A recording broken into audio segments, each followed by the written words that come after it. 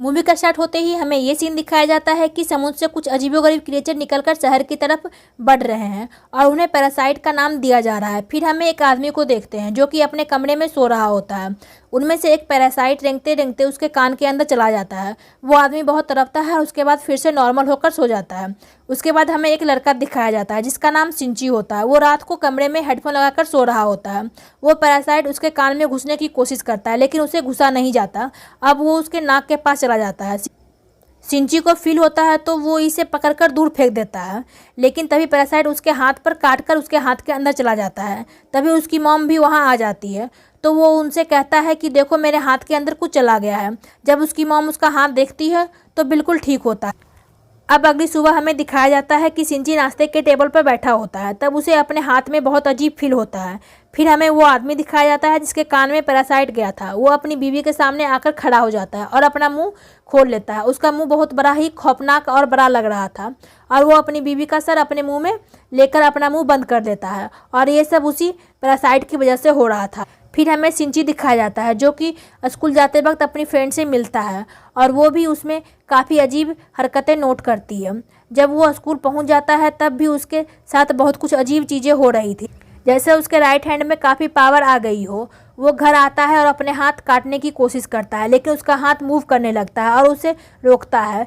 फिर हम देखते हैं कि उसका हाथ एक क्रिएचर में बदल जाता है। वो सिंची से बात भी कर रहा था। फिर हम देखते हैं कि वो सिंची की बुक भी पढ़ा करता था और उसका लैपटॉप भी यूज़ करता था क्योंकि वो इंसानों के रहने के तरीके जानना चाहता था। जब इसने सिंची की बॉडी में घुसने की कोशिश की थी तो सिंची ने इसे आगे जाने से रोक लिया था, इसलिए ये सिर्फ राइट हैंड में ही था और उसी हाथ को कंट्रोल कर रहा था।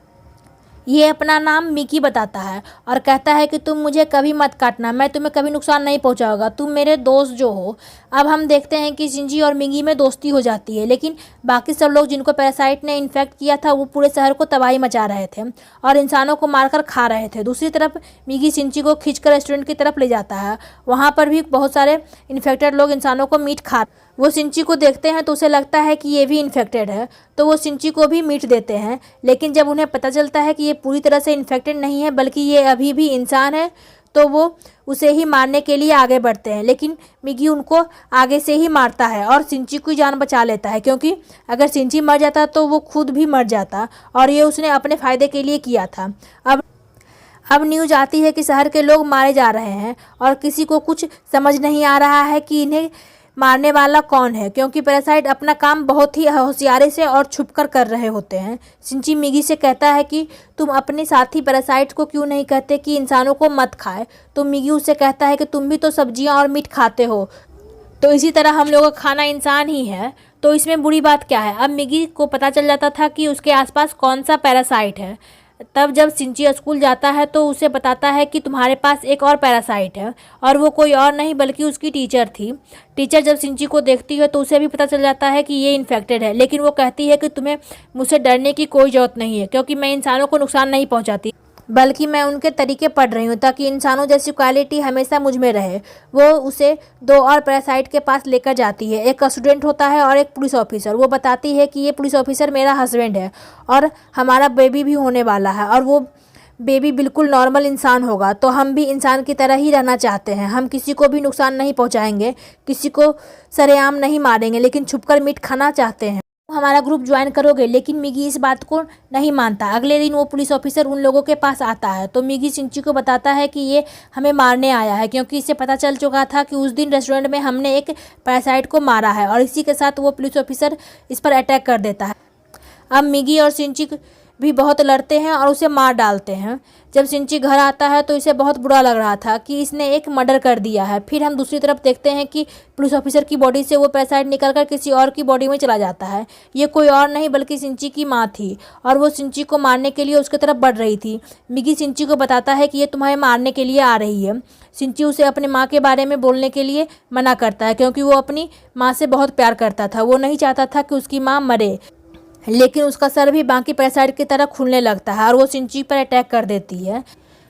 उसका बहुत खून बह जाता है और वो मरने के करीब होता है। लेकिन अगली सुबह हम देखते हैं कि वो दोबारा से उठकर खड़ा होता है। तो मिगी उसे बताता है कि तुम बहुत जख्मी हो गए थे, लेकिन मैंने अपने सेल से तुम्हारे जख्म को ठीक कर दिया है। लेकिन यहाँ पर बुरी बात ये थी कि अब शिंची की बॉडी में मिगी का सेल चल गया था, तो अब वो पूरी तरह से इन्फेक्टेड हो रहा था। अब शिंची अपनी माँ को ढूंढने लगता है, लेकिन वो कहीं पर नहीं मिलती। वो टीचर के पास जाता है और उससे पुलिस ऑफिसर के बारे में पूछता है, लेकिन वो टीचर भी उसे कुछ नहीं बताती।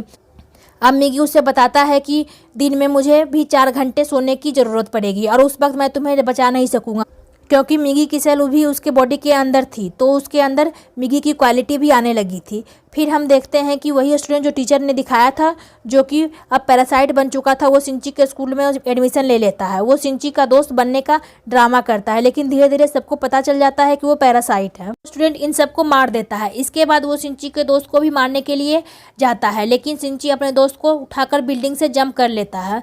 अब वो टीचर वहाँ पर आती है। वो चाहती थी कि वो स्टूडेंट मर जाए, क्योंकि इसकी वजह से उसका राज भी खुल सकता था। वो वहाँ पर ब्लास्ट कर देती है, लेकिन उसे कुछ नहीं होता और फिर पुलिस वहाँ पर आ जाती है, लेकिन वो पुलिस को भी मार देता है। अब मिगी शिंची को बताता है कि वो बिल्डिंग की छत पर है। शिंची दूसरी बिल्डिंग की छत पर जाकर एरो से मार देता है और इसके बाद वो टीचर के पास जाता है और वो पुलिस ऑफिसर का एड्रेस पूछता है, जो कि पैरासाइट था। अब वो टीचर उसका एड्रेस दे देती है। उस पुलिस ऑफिसर का पैरासाइट अब भी उसकी माँ के अंदर था, लेकिन यहाँ पर मिगी के सोने का टाइम हो जाता है, तो शिंची को यहाँ पर अकेले ही लड़ना पड़ता है। वो पैरासाइट को ख़त्म करने के लिए वो जैसे तैसे उसकी गर्दन काट देता है, जिसके बाद उसकी माँ और वो पैरासाइट दोनों मारे जाते हैं।